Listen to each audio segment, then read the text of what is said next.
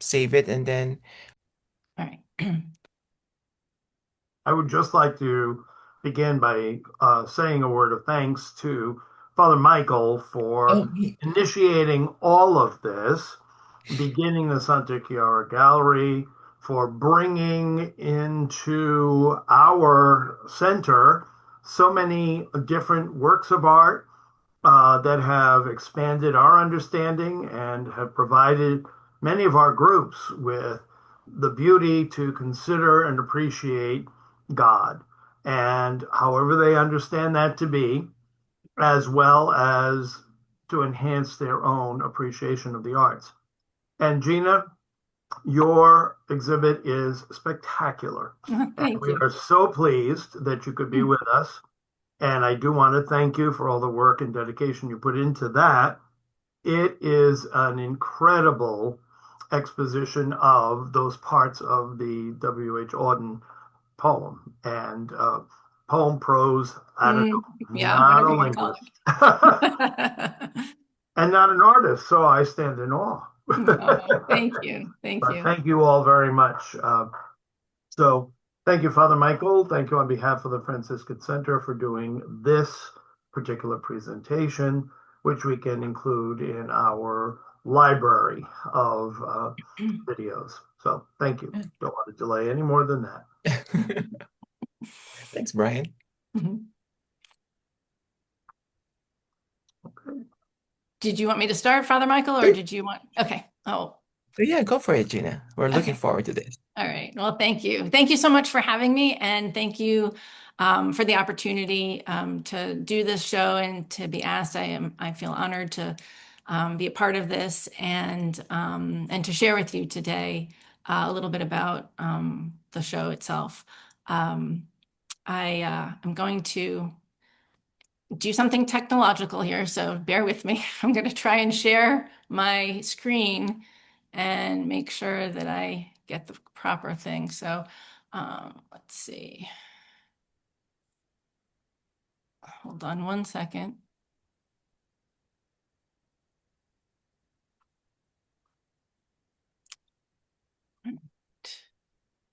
Okay, can you all see what can you see my screen, the presentation screen? Yes, Okay, great. yes. Um, holler if you want to ask a question or if you have any comments or want to know more information. This audience is heavily artist, so if you want to talk about that, we can talk about that, or we can talk about the content as well. We'll start today. We'll be talking about the show Advent Now and the Not Yet. Um, so I was asked to do this show, this Advent show, by a few people who are associated with the Franciscan Center. And I said, yes, sounds great. And then I realized I really didn't know a lot about Advent, aside from the Advent calendar I used to get when I was a kid, the little chocolate ones that have the little windows that you find. So I really didn't know what it was all about. So I did a little research, a little deep dive into it to kind of get some more information about Advent. And I came up with a few things. One was a book written by Fleming Rutledge. And in her book, it's a compilation of sermons and writings about Advent from when she started out around the 1970s to the present day. And three ideas in her book stood out to me as kind of like the guiding thesis for the artwork. The first one is this quote here, in a very deep sense, the entire Christian life in this world is lived in Advent, between the first and second coming of the Lord, in the midst of the tension between things the way they are and things the way they ought to be. So that was one of the things that kind of struck me, kind of helped me start the foundation.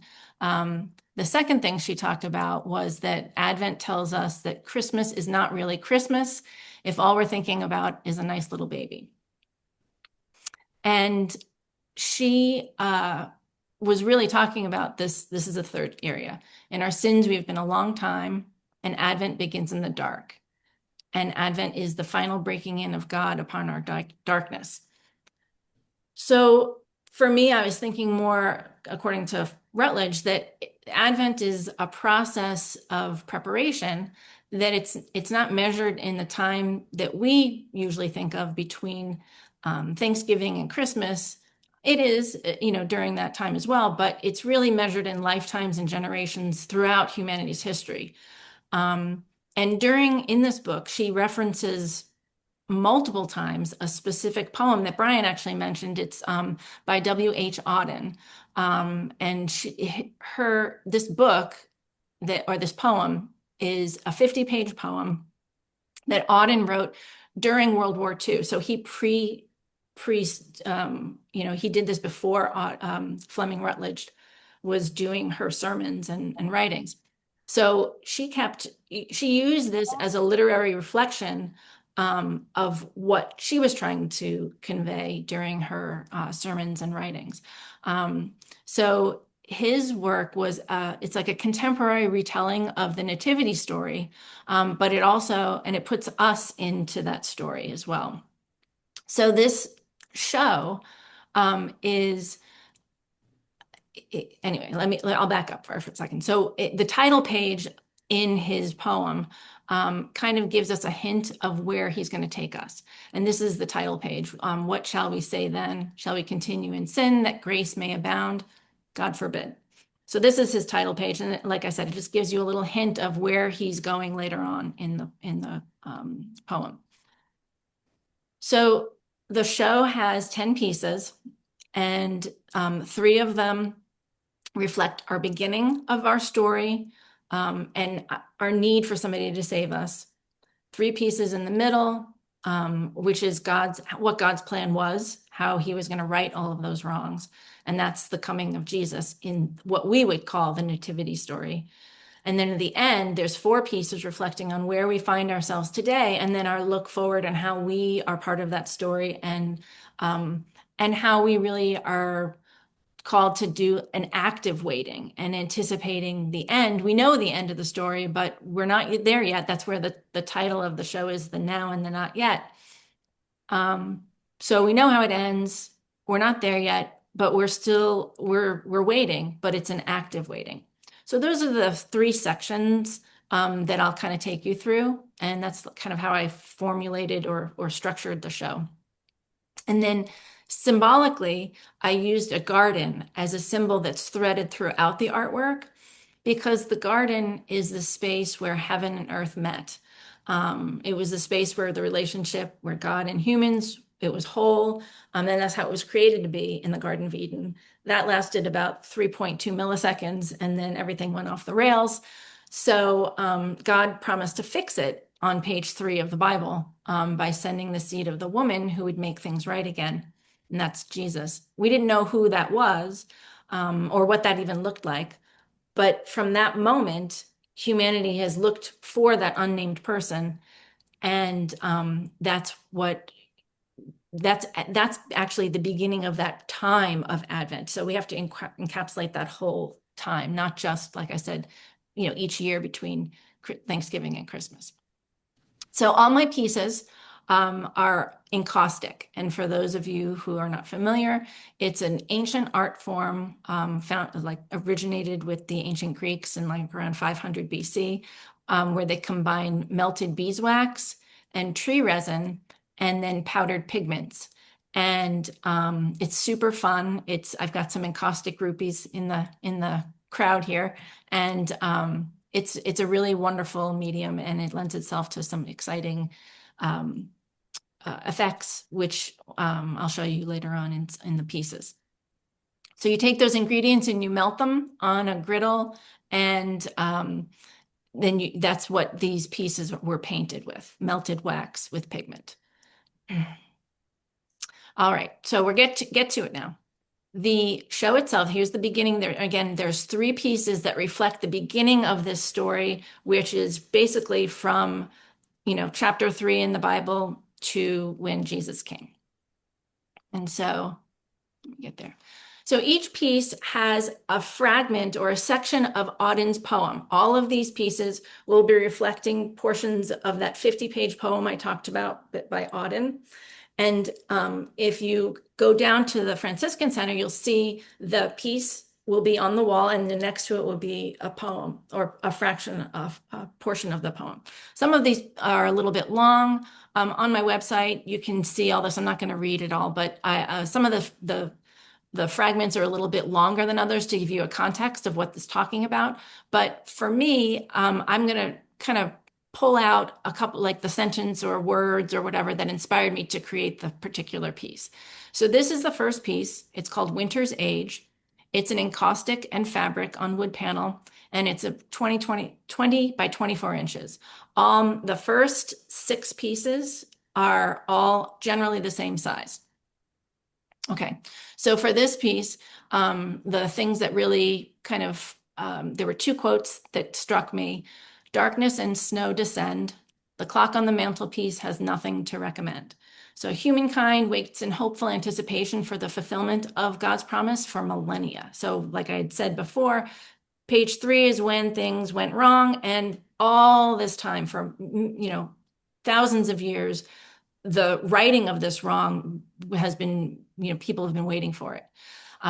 So his description of this kind of reminds me of, I don't know if you've been in wintertime up north or somewhere where there's this, you're cozy inside and there's a snowstorm going on, and everything is just silent and quiet. And there's this, it's almost unnatural quiet where even the birds, everything's like a blanket of quiet, and it's this a hush where time even feels like it stands still.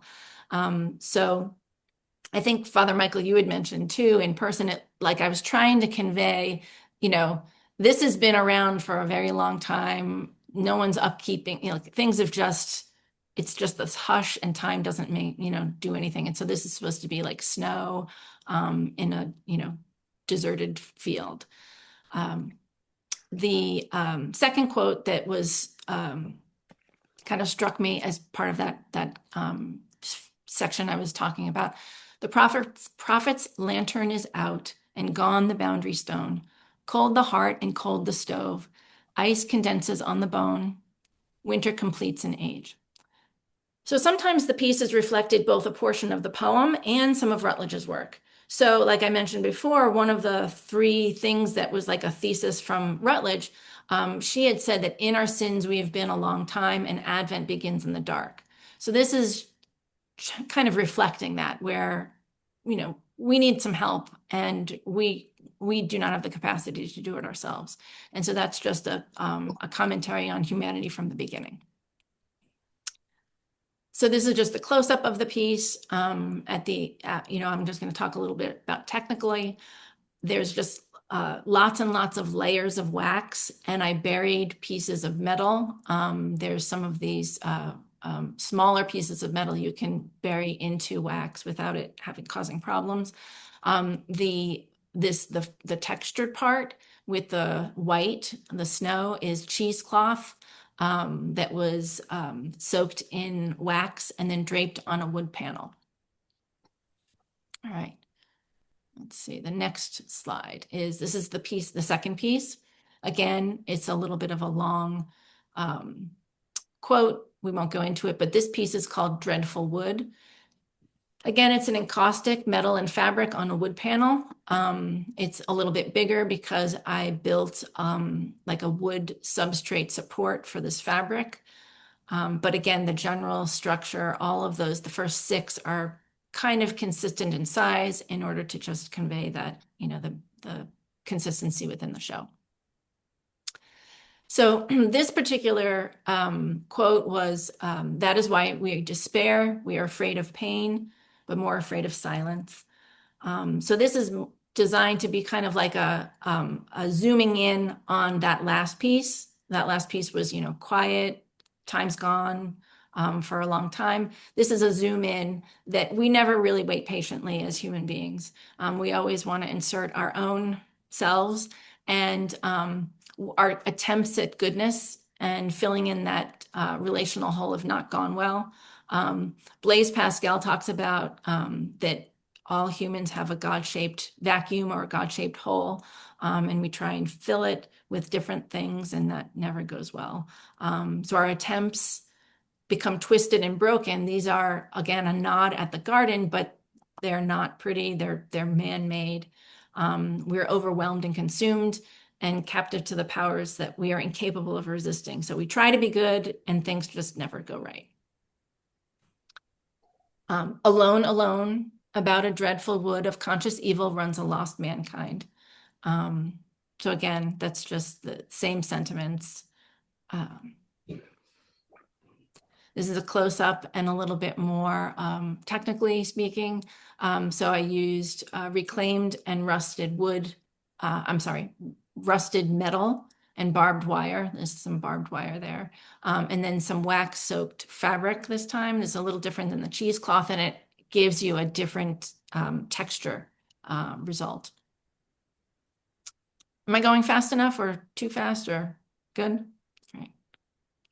All right. Okay, the third piece in this beginning section is called Secret Garden. And this is the only quote, so I didn't have to take out a section of it. For the garden is the only place there is, but you'll not find it until you've looked for it everywhere and found nowhere that is not a desert. So this is, again, we're talking about the garden, where a place where heaven and earth met, and then the God and human relationship was whole. So it hasn't been all bad. Like the last piece kind of showed, that there have been glimmers of goodness and kindness and love. But, they've always been fleeting and short-lived, because we just don't have the capacity to do that every time, all the time, everywhere we are, with everyone we meet. So that's why our attempts have never been the way they should be, or the solution to the issue. So this is a little bit of a close-up. Let me go back for a quick second here. So this is a 20 by 20. It's a little bit, actually, I think it's a 20. Yeah, no, I'm sorry. It is the same sort of size as the other one, except for that we don't have that extended period section at the bottom. This piece is flipped on the inside. So instead of painting on the outside, like the regular surface of the wood, I flipped it into and painted on the underside of the panel. And let's see, you can see it's inside there. And I painted flowers and kind of rusty things, but a lot of gold. And then I covered the entire thing. I'm going to go back again. Sorry, I'm going back and forth here. So I don't know if you can see here that I took furniture nails and hammered in a piece of Tyvek, the thing that they wrap houses with to waterproof them. Normally encaustic doesn't like non-porous things, but for some reason it works with Tyvek. But when you heat Tyvek, it bubbles and it makes holes, which worked great for this. So this is the Tyvek that I covered over. And so there's like a dimensionality in this piece where you can stick your finger through that, and it's like 2 inches deep or so down here at the bottom, and you can see the little glimmers of the garden. And then the peeled back holes of the Tyvek once had been heated and kind of misshapen. All right, so now we're in the middle portion. And again, like we talked about before, this is where God has enacted his plan. And this is where what we would normally call the nativity that we celebrate, looking forward to Jesus's birth and Christmas. Okay. So again, this is a longer quote. You can read that on your own if you'd like. This piece is called The Annunciation, and it is encaustic in fabric on wood panel. And it's, again, 20 by 20, the same size as the last. This is this particular quote, the garden is unchanged, the silence is unbroken. So God came up with a radical plan to come and fix things himself. And this particular piece is reflecting how he broke that barrier of that inaccessible garden. None may wake there but one who shall be woken. So he broke that, like I said, that barrier that was between us and God in the garden. Again, this panel is flipped backwards. So it recesses in, and the base layer underneath is all wax and etched in with different pigments. Then this is fabric draped over. This I think it's cheesecloth, which gives it a little bit more texture and bumpiness to it. And you see the hints of the garden inside. Okay, so this is the next piece within that middle section. And it's it's a little bit longer, but I will read the whole thing because I just to give you context, you need to understand the whole thing. So when Eve, in love with her own will, denied the will of love and fell, she turned the flesh love knew so well to knowledge of her love, until both love and knowledge were of sin. What her negation wounded, may your affirmation heal today. Child, it lies within your power of choosing to conceive the child who chooses you. So this piece is called The Choosing, and this is when the angel Gabriel came to Mary and told her what was going to happen to her. And so in Auden's poem, he's talking about how she had the power to choose. God didn't need her. He didn't need a 14-year-old girl to enact his plan. He could do it however he wanted, but he chose to involve her and us. And she chose to participate, which was a difference from when this is in the background here is supposed to be Eve and the tree, and here is supposed to be Mary making her choice and creating the garden. Let's see. So you could see a little bit closer. There's Eve in the background, and then Mary in the foreground. Mary's choice became the starting point for the garden to regrow. And one thing that's really cool about this piece, I hate it, like, as I know there's a lot of artists in the audience today, and so you probably will understand and relate to this. This piece was absolutely not working, and I hated it. It was awful. Nothing was working. I had like 4 different versions of this painting on this panel, and it just was awful. So out of frustration, I scraped it back.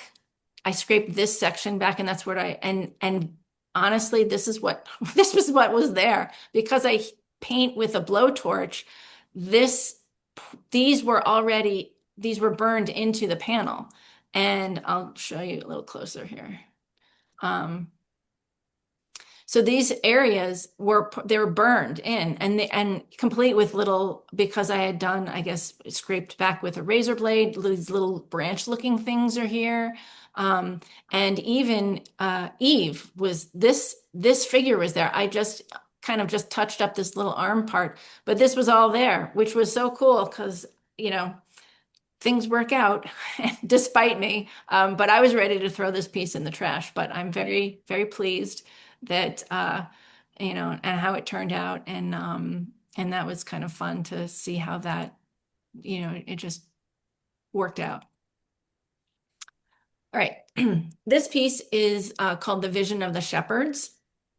So this is the part of the nativity story where after Jesus is born, the choir of angels sing and to the shepherds. And again, we're going with the garden theme. So this is kind of like flower meets flame.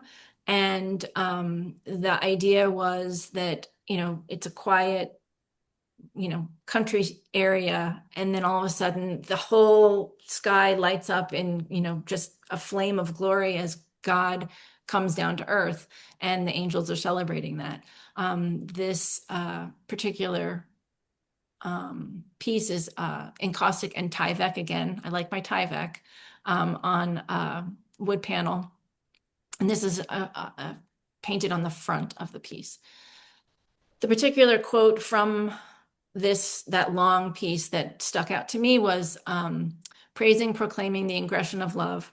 Earth's darkness invents the blaze of heaven, and frigid silence meditates a song. So this is kind of cool. Auden, when he talks about Earth's darkness invents the blaze of heaven, he's referring to a 15th century Latin, the Latin origin of the word, which means to discover. So Earth's darkness discovers the blaze of heaven. So, we were all still waiting, and he just happened upon us, and he showed who he was. So it was, the undisguised revelation of what this birth was, and what it meant to humanity and who it was that was born. So actually, Jennifer, you talked about this when you came to see the show at the reception.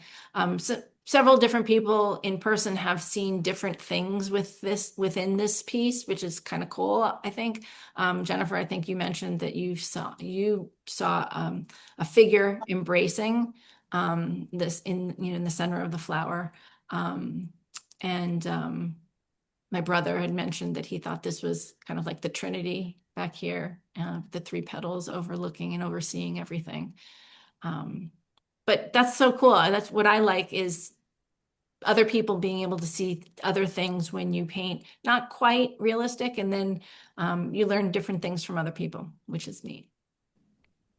So close up, again, this is Tyvek at the bottom, and the way I did it was I kind of splayed it out so it looked like it was bursting out, that the flame and flower was bursting out of the piece and kind of exploding the Tyvek back.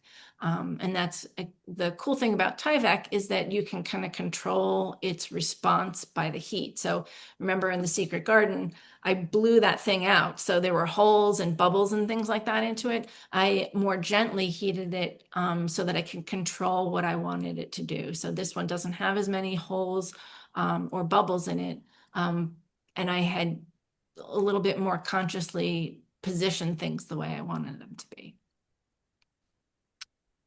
Okay, so this is the third section where it's now Jesus has come. We're kind of in between, like Rutledge said, we're in between the first and the second comings of God.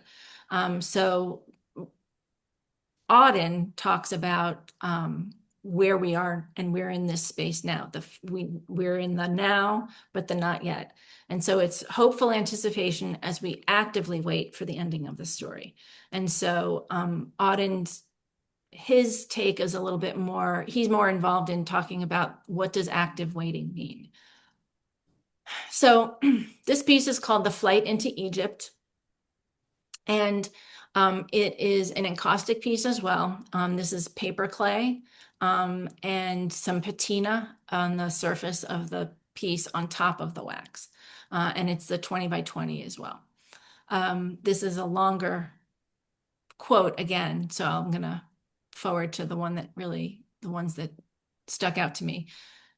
To those who have seen the child, however dimly, however incredulously, the time being is, in a sense, the most trying time of all. And then the second quote was, the happy morning is over, the night of agony is still to come, and the time is noon. So we know what's to come, and sometimes we're impatient for things to move forward. As anybody knows now, you turn on the news and it's like abysmal, and it's just like, oh, for the love, I can't even anymore. Can we just get on with things? It's frustrating and it's hard. So this is a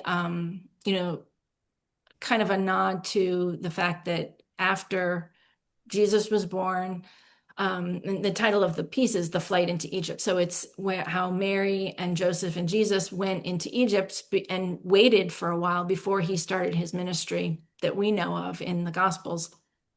So they had to just wait. They knew, he was special, but it was not the time yet. So it's the same for us, where we know it's not the time yet. But the difference is, so this flower here, this is that paper clay that I was talking about.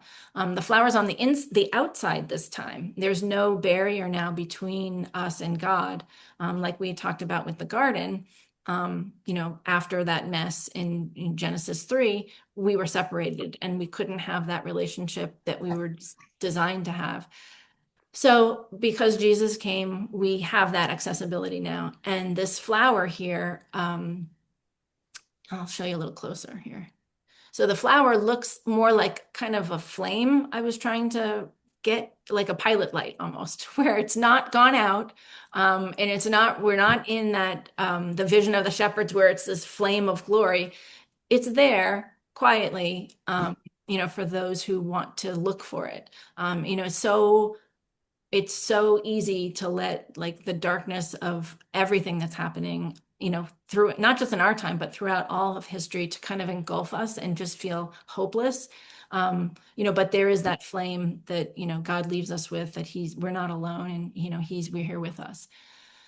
So for the technical parts of this, again, like I said, this was paper clay, and I coated it in wax, and then again in caustic wax. This is I embedded a pattern into the wax itself, and then coated it with different kinds of patinas. So the dark part is iron patina, and rust is the orange. There's some blue here, might be a little hard to see, but there's some bronze and blue, green patina. And then there's some flecks of red paint to represent, the future, what Jesus' sacrifice was. All right, so now, like I said, we're in that last part of it.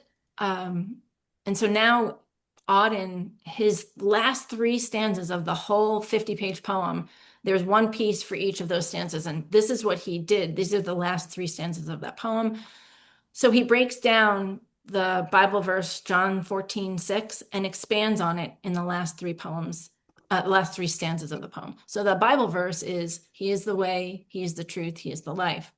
So he offers hints in each of these stanzas and how to actively wait in this now and not yet age that we live in. So, and then remember back all the way at the beginning when we had the title page that Auden gave us, which was that Romans 6:1, where he says, "What shall we say then? Shall we continue in sin that grace may abound? God forbid." So this is kind of where he pulls that all together. So all the previous pieces, like I'd mentioned, were about 20 by 20. And these last three pieces get progressively bigger, kind of just commenting on the, like a climax. Okay. So this first piece is that first stanza. So He is the way, follow Him through the land of unlikeness, and you will see rare beasts and have unique adventures. So I knew before I was going to make this piece that for the last Slow Art Day, I came and Father Michael had interviewed an artist who had an interactive art piece. And Father Michael's like, "You should do an interactive art piece, Gina." So I was like, "Okay, I got to do something." So this is my interactive art piece, Father Michael. This is called The Land. It's encaustic metal and jute on a wood panel. It's 25 by 24 inches closed. And it is referencing, it's called, like I said, back in here, where Auden says, "Follow him through the land of unlikeness." He's likely referencing Plato's idea that St. Augustine adapted and named the region of unlikeness, where it's a feeling of being separated or distanced from God on an individual level, like that we're just separate from Him, and he kind of set us here and forgot us. So there's that feeling that, throughout humanity, people have had. So Auden's point is that, you have to process through that. Everyone has to at some time or another. And, but if you get through that, there's light at the end of that. So you follow him through that land or those feelings, and you will discover, and then this is, like I said, the interact part. So those I've created doors, and you see These are doors made out of metal, screening and plaster, gauze, like you would do on a like a cast.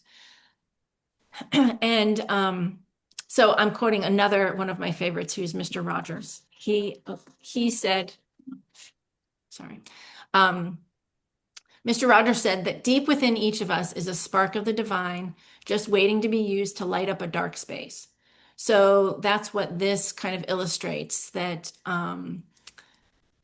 even though we do feel separate at times, that because of the nativity and Jesus coming, we all have that spark within us, just waiting. It's like that pilot light, just waiting to get, turned on.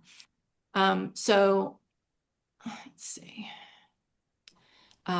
So embedded in the pattern this is the same pattern that I use in that piece right before it, the flight into Egypt.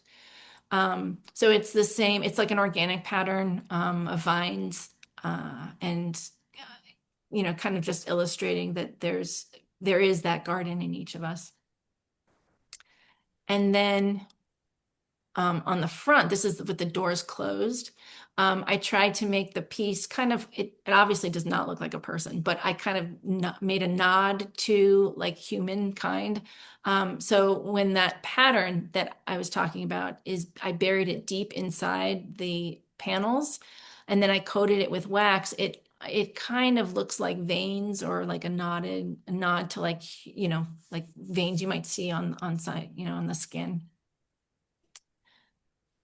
Okay, the second piece is called the Spark. And this is a little bit bigger. It's a 36 by 26 piece, and it's encaustic with pieces of wood that I coated in tonico and plaster on it, and then adhered it to a wood panel. So this piece is, it's the second stanza that he talked about in that, second to last thing. So he is the truth. Seek him in the kingdom of anxiety, and you will come to a great city that has expected your return for years.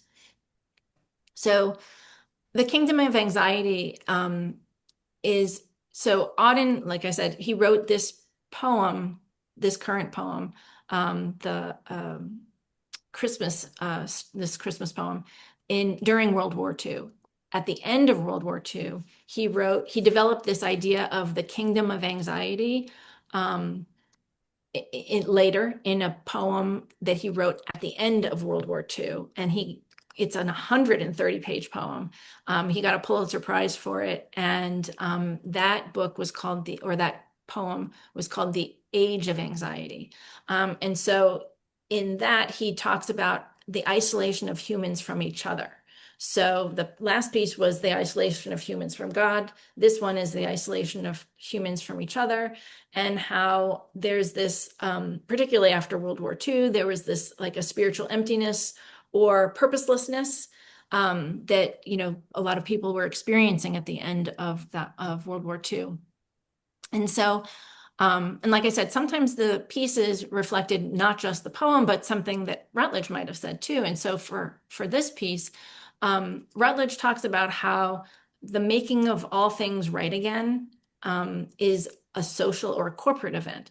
God, when he fixes everything, in the end, all the wrongs that we've done to each other even are going to be righted again. And, we're all linked together, so that, anytime we do something to one person, it creates this ripple effect amongst the community and others and everywhere. But, like I said, the righting of all these wrongs will be not just between us and God, but us and each other. And so this piece here, so these circles, I don't know if you could see it. So on this path in the middle here, these circles of sometimes in gold and different colors, we're referencing those little individual sparks we talked about in the last piece.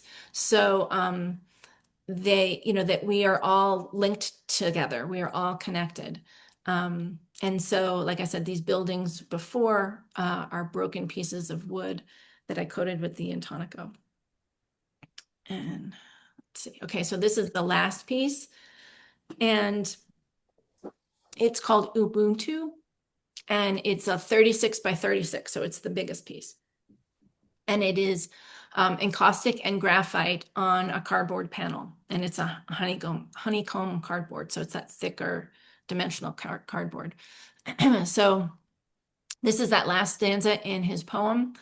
He is the life, love him in the world of the flesh, and at your marriage, all its occasions shall dance for joy. So Ubuntu is an African philosophy. Bishop Desmond Tutu talked about it. He said, I am because we are, and that my humanity is bound up in yours because we can only be human together.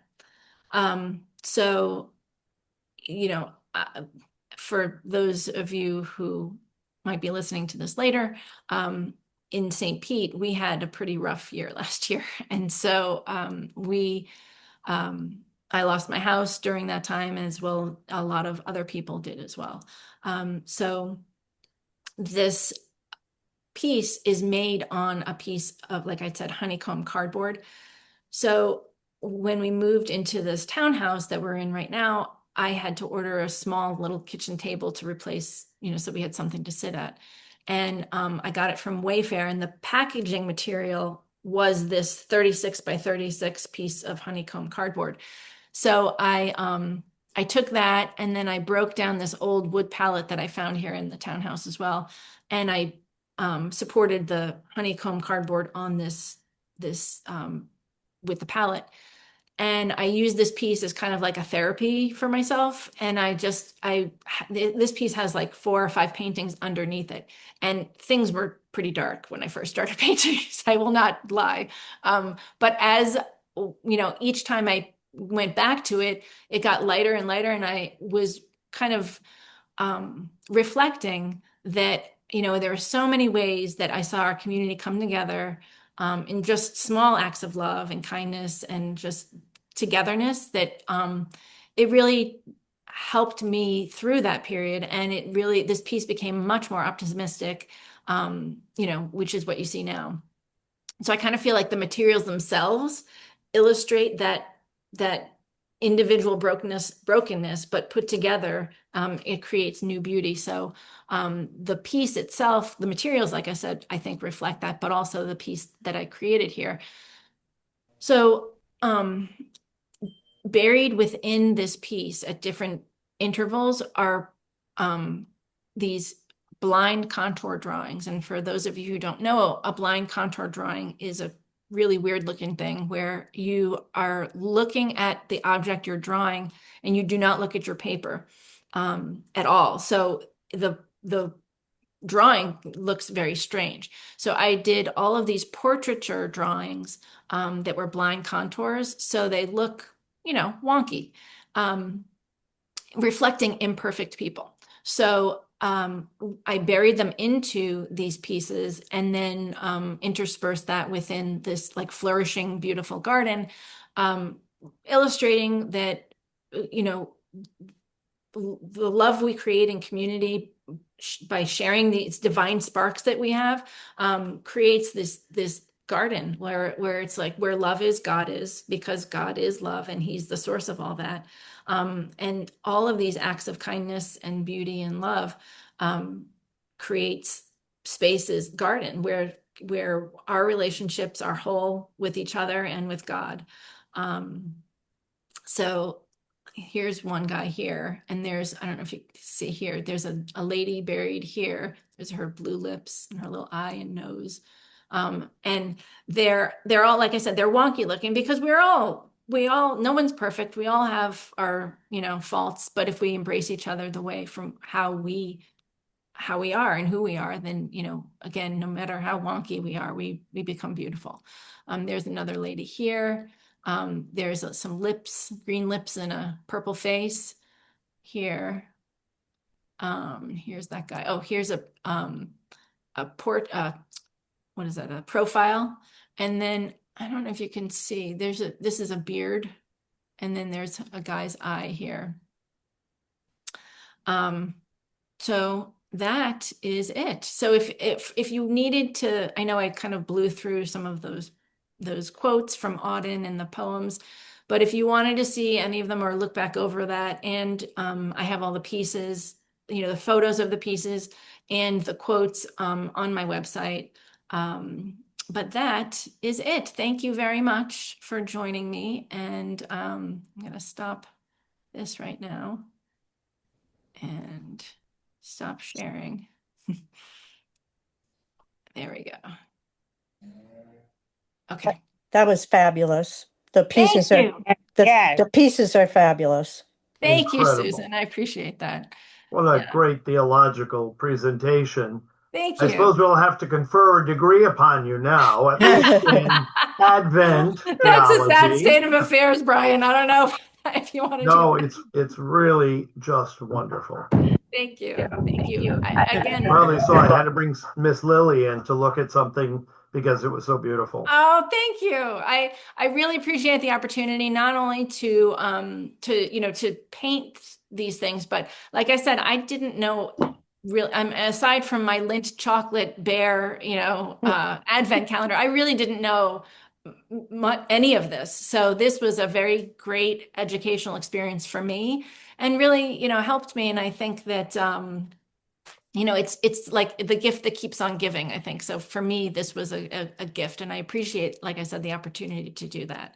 And I had told Lily this, but you had all had asked me to do this for last Advent, and I started and I made the first two pieces, and then the flood happened, and so I put obviously everything on pause for that. And then didn't really get back into it and until January, February-ish, and then did the other pieces. But I'm really, really glad that I had that time because one of the things that I did to kind of just reorient myself was I did a lot of online coursework and things to try and help me just not brainless, but like I just wasn't in a space to create. So I learned a lot of other techniques, which then I got to use in these pieces. So there's lots of things like I would never have learned, like known about doing the patina or the making the doors, and so I really I'm pleased the way the timing worked out great. So I thank you. And from an Encosta point of view, there were so many new ideas and new techniques and, just exciting things brought together that, is inspiring to all of us. Thank you, So, Francine. Yeah, I appreciate that. So. Yeah, for someone who claims who doesn't know anything about Advent, I mean, you hit it on the on the head right there. Well, It's a I beautiful, mean, beautiful reflection of, the whole season of, the season of Advent is about light, right? It's about hmm light and, waiting in the darkness. And you talk about that spark and all your pieces, like what, it's so beautiful, but there's light in each one of them. Some has more than the other, but it's a good balance between the dark and the light, which is all about the season of Advent. And so we're so blessed to have your beautiful paintings hanging in our hallway. Thank you. Thanks so much. I really, really, it's been wonderful. So thanks again. And thank you for coming too, to hear it. And Jennifer, you came twice, and so did you, Francine. Did you finish each one before you went on to the other, or did you go back sometimes, or did you finish completely each one? So I tried to finish each one so that I can kind of put my mental space in that one particular thing. Because, like you had mentioned, Father Michael, I felt like each one was trying to convey some theological thing. So it wasn't just a regular show where I would just paint like birds and be happy with it. So I was really trying to, I mean, you asked me to do an Advent show, so I assumed you wanted more than just like, here's a Christmas tree, that kind of thing. So, so, so I was trying to like deliver, like what you'd asked for. So, but there were some things, Jennifer, that did not work. Like I thought it was done, and though I would always hang the piece on the wall and then start working on the other one. And then like, especially that middle one, the one with Eve and Mary, Yeah. my eye kept going to that. I'm like, I don't like that. And so then I would go back once I finished that next one, I'd be like, all right, I'll deal with that later. And I finished that next one or got that to a place where maybe I had to let things dry or something.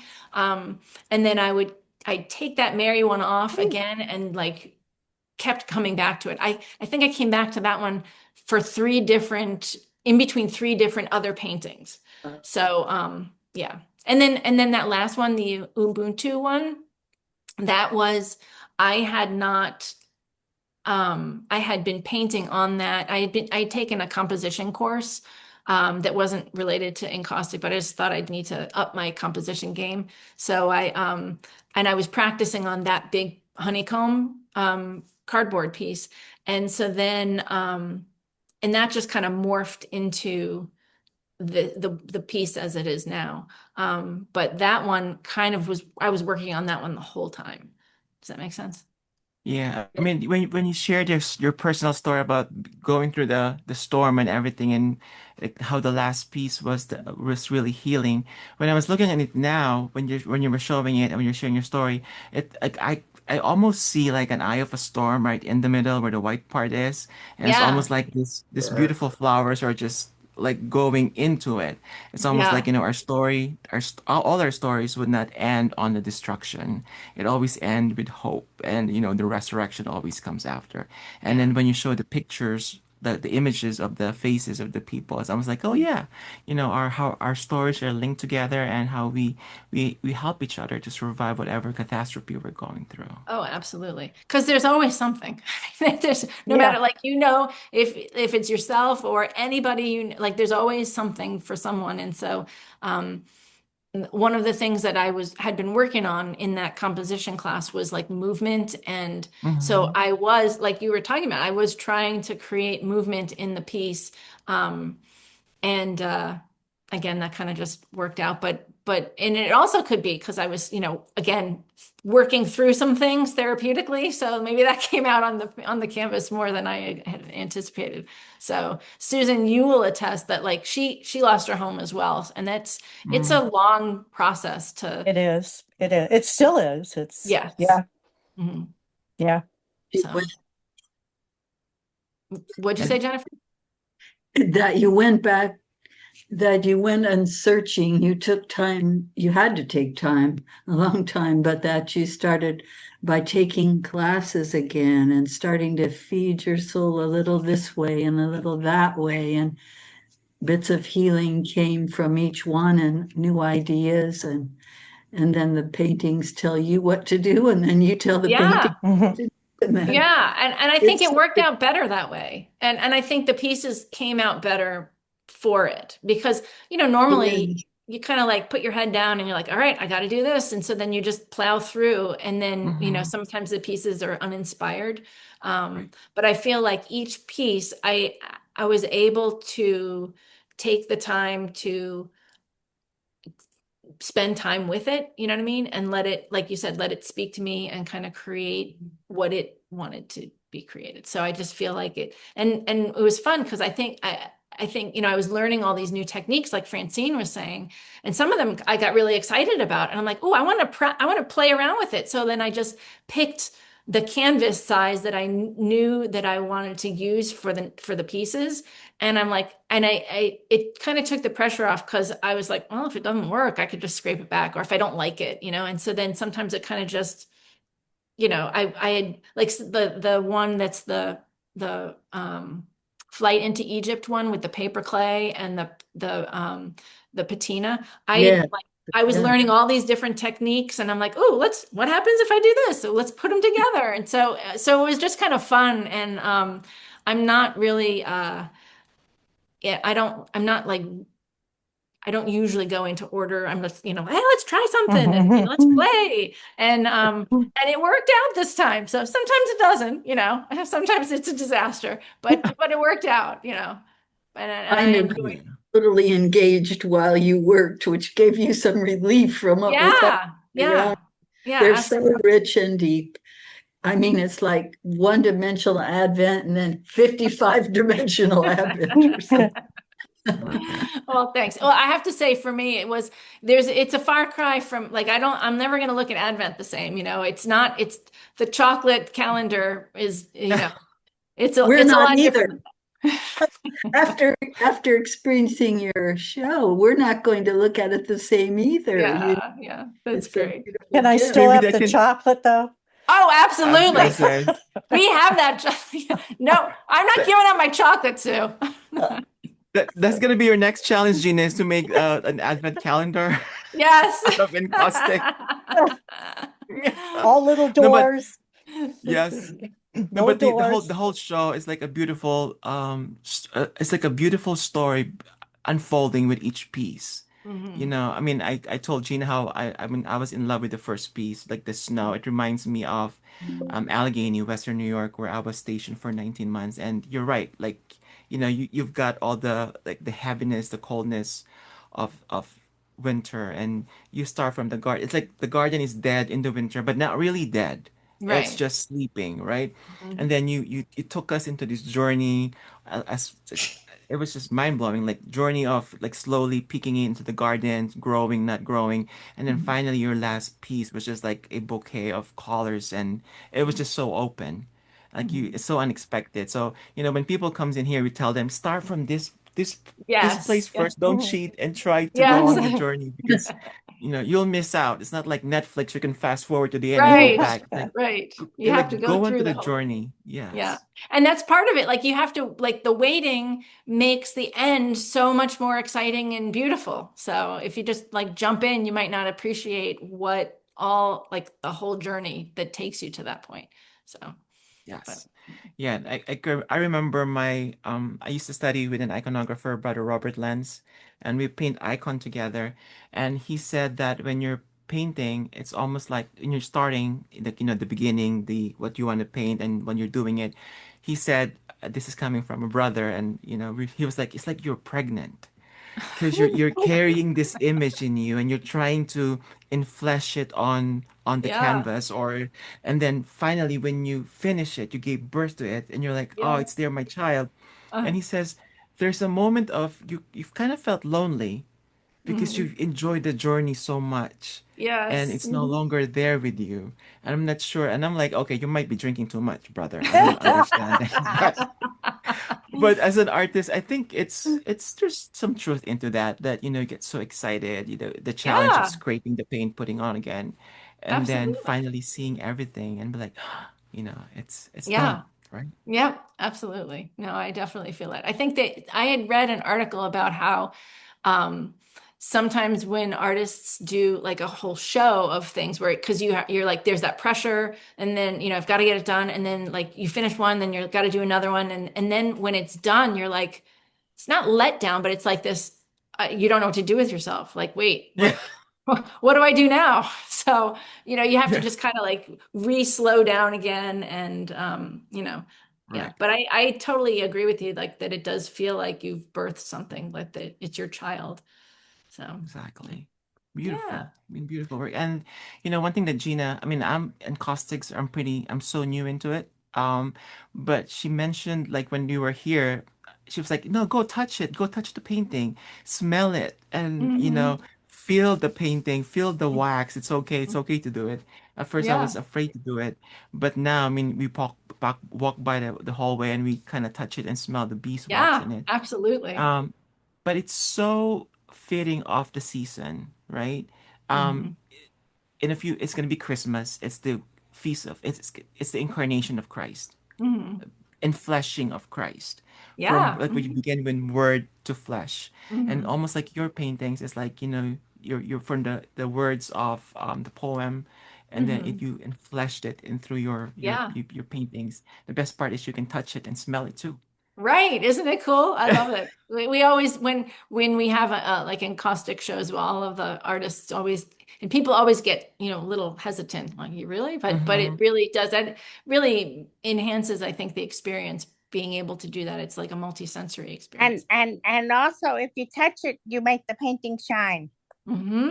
Yep. Oh. Like if Yeah. you rub your fingers back and forth, the wax will start to shine. Hmm. Yeah, and the heat of your hands. So Yeah. whereas that's not a no-no because you don't want oils or anything like that on other paintings, it really Yes. enhances the piece. So, and Oh, that's how some people, because you have to like once a year or so, you have to buff the pieces to kind of get that shine on. Some people use, like I use old t-shirts or something, but some people just use their bare hands and, oh you know, wow. to clean it, you know, yeah. So Father Michael's going to come do a play date of encaustic. I'm going to get Ah, him Oh, to fun. Oh, play the great. wax. Yeah. He's super talented. yeah, well, I don't know because Brian says, Brian, I'm gonna be touching a blowtorch, so I'm not sure if that's Oh okay. God. Well, it's not going to happen here, so that's fine. No, we'll do it over. We'll do it in a safe place. We're See why grateful that people need you're. to rent studios if they're in Yes. Costa Oh, Yes. Rica. yes. Yes. Yeah, fire. Don't worry, we have fire insurance. Yes. Yeah.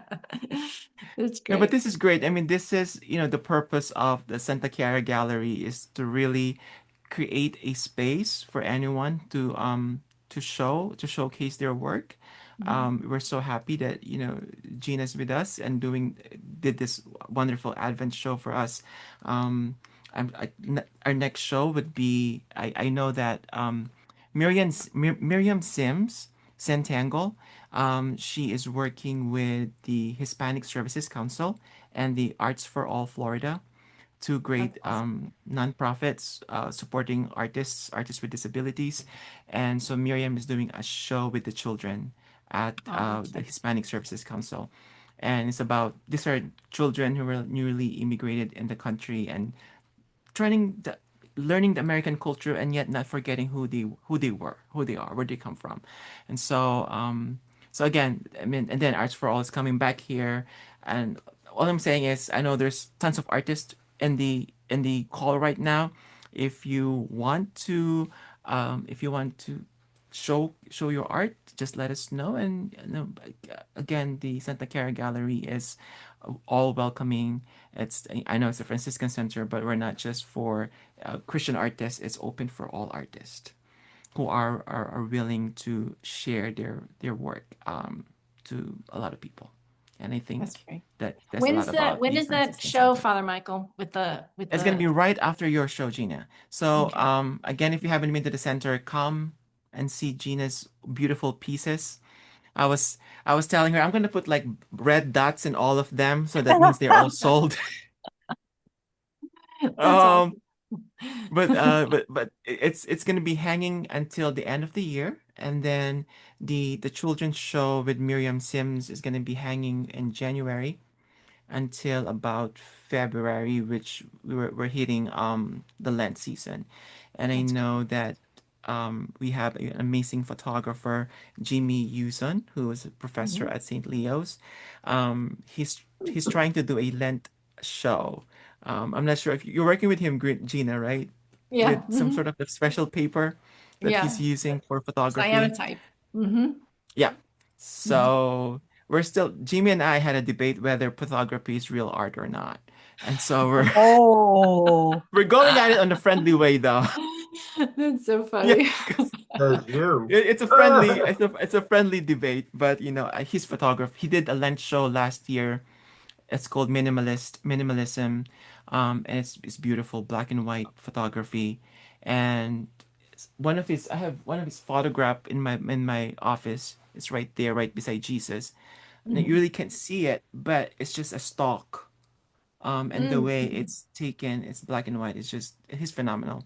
But Oh, don't that's tell that to beautiful. him. He's Lily's husband, and It'll go to if his I give head. him, yeah, I love Mr. Jimmy, but I mean, I like our bantering about photography and Funny. art and all that beautiful things.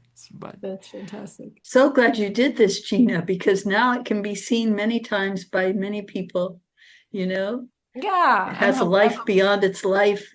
You Hmm. don't. That's right. There were a couple people who were asking about this event, but were unable to make it. So they were hoping to be able to see the recording. So thank you very, very much for recording that. And that's been will be helpful. Appreciate it. sure, and thank we'll you we'll so send you a copy much. of the Thank recording. you.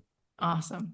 All right. All right. Well, thank Thank you again. you. Thank you so much. All Thank you right. so Well, Thank you, much. everyone. And again, the Beautiful. show is still up until the end of the month, so please come and see the show. And we are so grateful again to Gina for all Happy your work on Advent. this. I don't know how do you say that? What do you say? Huh? blessed I'm sorry. Advent.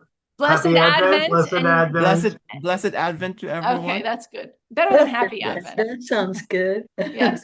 Yeah. And Merry Christmas. Merry Merry Christmas. Christmas. That one's Bye. pretty Thank well you, done. everyone. Bye God bless. bye. Thank Thank you. you all. Thank you, Father Michael. Thank you, Gina. Thank you. Thank you, Karen.